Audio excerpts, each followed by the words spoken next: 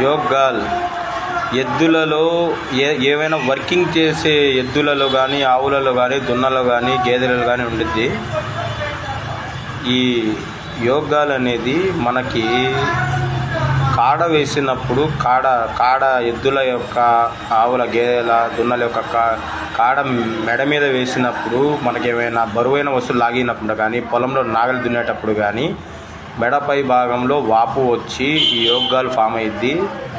ఒక్కోసారి పుండులాగా ఫామ్ అయిపోయి చీము కూడా చేరిద్ది.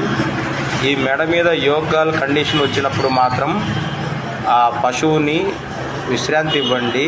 దానిపైన ఎలాంటి బరువులు మోపించకూడదు. పొలంలో నాగలి కూడా ఆ పని చేయించకూడదు. మీరు గుర్తుపెట్టుకోండి. యోగాలు వచ్చినప్పుడు మనకి దానికి సంబంధించిన వైద్యం చేయించుకోవాల్సి ఉంటుంది. ఆయింట్మెంట్ రాయించుకోవాల్సి వస్తుంది. ప్లస్ దానికి సంబంధించిన యాంటీబయాటిక్స్ కానీ చేయించుకోవాల్సి వస్తుంది. ఈ జాగ్రత్తలు తీసుకోండి.